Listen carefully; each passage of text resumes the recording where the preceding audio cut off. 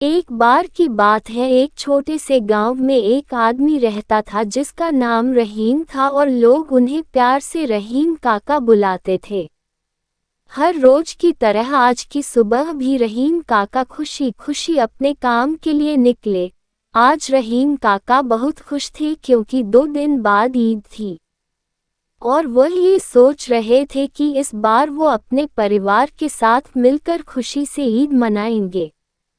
यही सोचते हुए रहीम काका अपने मालिक की दुकान पर पहुंचे और दूसरी दुकान पर पहुंचाने के लिए आलू का बोरा उठाया और चल दिए।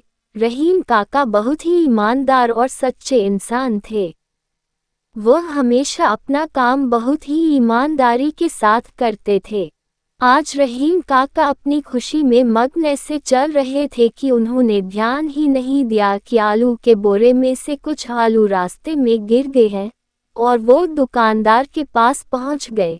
अब जब दुकानदार ने बोरे का वजन किया तो उसमें सामान कम था, जिससे उसे रहीम काका पर शक हुआ और उसने रहीम काका के मालिक को खबर कर दी। अब रहीम काका जब वापस आए तो उनके मालिक ने उनसे कहा। मालिक रहीम काका से पूछता है, आलू के बोरे में से आलू कम कैसे हुए? रहीम काका उससे कहते हैं, मालिक मुझे नहीं पता, मैं तो यहाँ से सीधा दुकानदार के पास ही गया था। मालिक गुस्से में रहीम काका से कहता है, अच्छा सीधा गए थे फिर भी सामान गायब हो गया, इतना झूठ। जी मालिक, मैंने आज तक कभी सामान के बोरे को हाथ भी नहीं लगाया है। ज्यों का त्यों से उसकी जगह पर पहुंचता हूँ मालिक, शायद रास्ते में कहीं गिर गया हो, भरोसा करे मालिक मैंने कुछ नहीं किया है। मालिक ने उसकी एक ना सुनी, ये लो तुम्हारे पैसे और अब से काम पर नहीं आना। यही बोलते हुए मालिक रहीम काका को काम से निकाल देता है। अब रहीम काका दुखी मन से उदास से चेहरे के साथ वापस घर को चल पड़ते हैं। इस बार वो घर जाने के लिए जंगल का रास्ता लेते हैं और वही चलते चलते रास्ते में उन्हें एक बकरी और उसका बच्चा मिलते हैं। वो उनके मालिक को ढूंढने के लिए जंगल में चारों तरफ देखते हैं, लेकिन उन्हें वहां कोई नजर नहीं आता तो वो उस बकरी और उसके बच्चे को अपने साथ घर ले जाते हैं। घर पहुंचते ही रहीम काका का बेटा उस बकरी को देखकर बहुत खुश होता है और बोलता है। रहीम का बच्चा खुश होकर कहता है, वाह अब्बू, आज तो खाना खूब अच्छा होगा, लाइए इस बकरे को मुझे दीजिए, आज इसे पकाकर खाएंगे, खूब मजा आएगा। रहीम अपने बेटे से कहता है, नहीं बेटा, ये बकरा नहीं बकरी है और यह हमारी नहीं है, ये मुझे जंगल में मिली थी। मैंने इसके मालिक को वहां ढूंढा लेकिन कोई नहीं मिला, इसीलिए मैं इसे यहाँ ले आया, लेकिन हम इसे मारेंगे नहीं क्योंकि इसके साथ इसका बच्चा भी है। अब हम इसके मालिक को ढूंढेंगे और जिसकी भी बकरी होगी वो हमारे यहाँ से इसे वापस ले जाएगा। जी अब्बू ठीक है। ये बोल के रहीम काका उस बकरी को खूंटी से बांध देते हैं।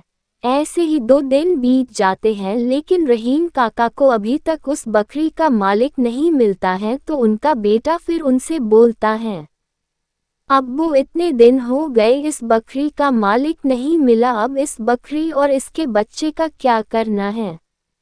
रहीम काका अपने बेटे से कहते हैं, हम आज ही इसके मालिक को ढूंढेंगे, लेकिन अगर आज भी इसका मालिक नहीं मिला तो मैं इन्हें बाजार में बेचकर ईद का सामान ले आऊंगा। आधा दिन बीत जाता है लेकिन रहीम काका को उस बकरी का मालिक नहीं मिलता है, तो वो उस बकरी को लेकर बाजार की ओर उसे बेचने चल पड़ते हैं। तभी रास्ते में उन्हें एक आदमी मिलता है जो कि एक ब्राह्मण होता है। वो रहीम काका से बोलता है। वो ब्राह्मण रहीम से पूछता है, ये बकरी और ये बच्चा मेरे हैं, तुम्हारे पास कैसे आए? रहीम उस ब्राह्मण से कहता है, जी मुझे ये बकरी और इसका ये बच्चा 2 दिन पहले जंगल में मिले थे। मैंने इसके मालिक को ढूंढने की बहुत कोशिश की लेकिन कोई नहीं मिला। ब्राह्मण रहीम से पूछता है, तुम काम क्या करते हो? जी अभी तो कोई काम नहीं करता।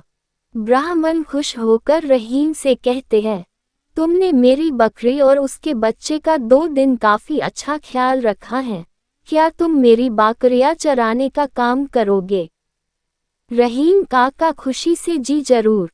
ब्राह्मण इनाम स्वरूप उसे कुछ धन देता है ताकि वह ईद मना सके। इसी प्रकार ईद के पावन अवसर पर उन्हें उनकी ईमानदारी की ईदी मिलती है और अपना भरण पोषण करने के लिए काम भी मिल जाता है। शिक्षा, हमें हमारी ईमानदारी का फल एक ना एक दिन जरूर मिलता है। थोड़े कठिन जरूर होते हैं रास्ते पर हमें सदैव धीरज से काम लेना चाहिए।